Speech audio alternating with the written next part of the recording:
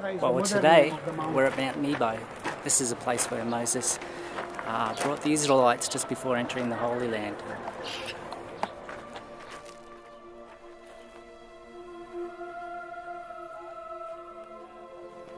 The church here is under construction under the orders of Pope John Paul, who came to visit here, and this is a new church they're building on Mount Nebo.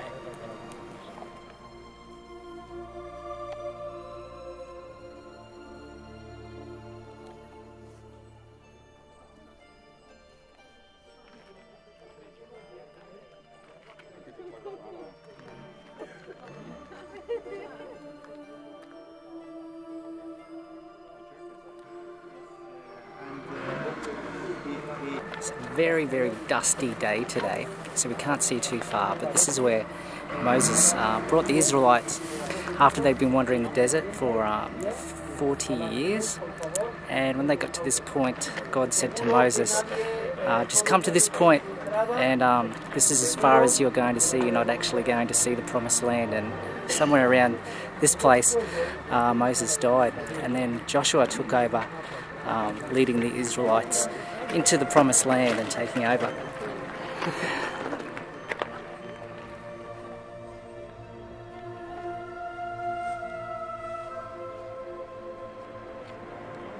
Okay, we're by the Dead Sea now, and of course there's this story in the Bible of Sodom and Gomorrah, and how God told Lot to run away from the city and escape because of he was going to destroy it because of all their bad stuff.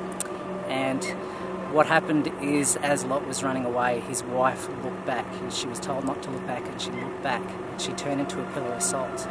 And it said that here is the actual statue of Lot's wife, where she turned into a pillar of salt.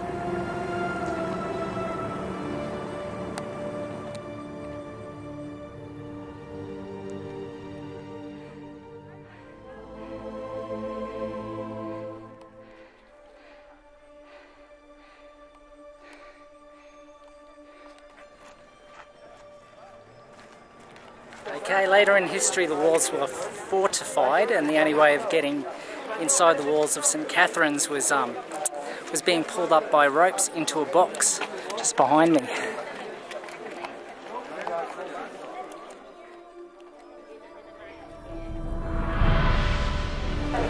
Okay, there's many icons around this section, but this is really fascinating. When Moses was a fugitive and ran away from Egypt, he ended up at this well, and he met his wife Zipporah at this well.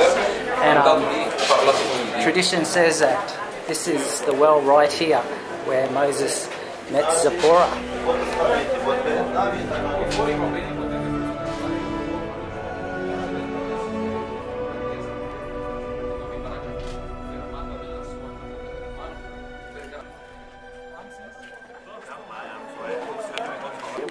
Okay, so it's said that the cuttings from the burning bush were taken, and then those were taken, and the descendants of the bush are actually still here today.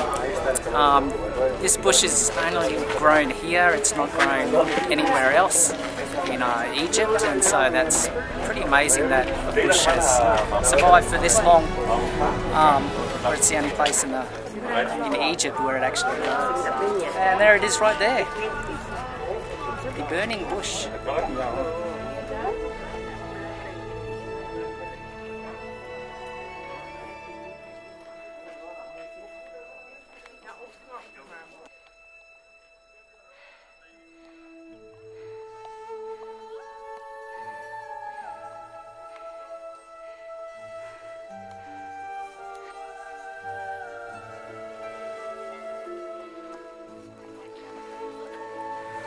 Elijah's basin. Now, if my memory serves me well, Elijah was feeling very down and very out. He was depressed, so he came out here into the wilderness. Apparently tradition says it's on Mount Sinai, and came here and felt very dejected, and there was a massive earthquake. And he thought he might hear God in the earthquake, but he didn't hear God in the earthquake. And there was massive thunder and lightning and wind and great natural kind of explosions going on, but he didn't hear God in the amazing explosions or thunder or wind.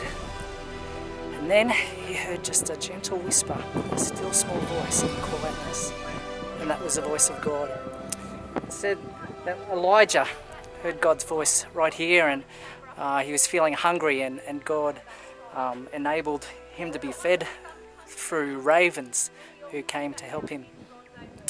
It's a really beautiful story, actually, that oftentimes we don't hear God in the noise and the hustle and bustle and in amazing wonders and in incredible things that are going on, but we often hear God when it's really quiet, when we hear just this gentle whisper, a still small voice, a gentle breeze.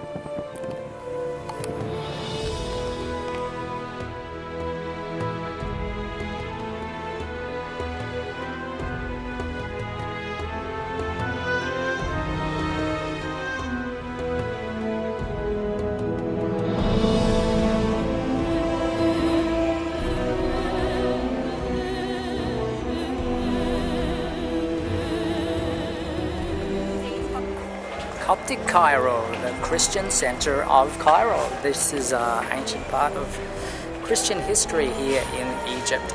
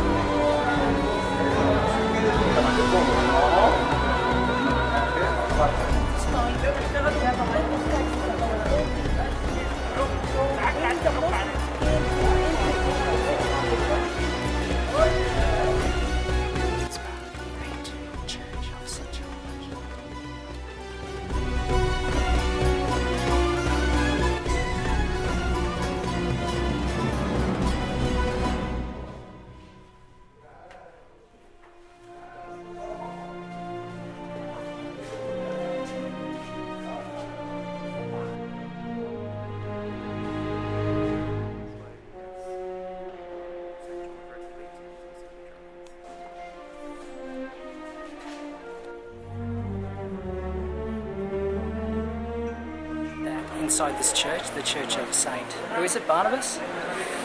The Church of some saint anyway. Jesus, Joseph and Mary came and hung out here when they were escaping Herod, and when they came to Egypt, in this very church, down the bottom.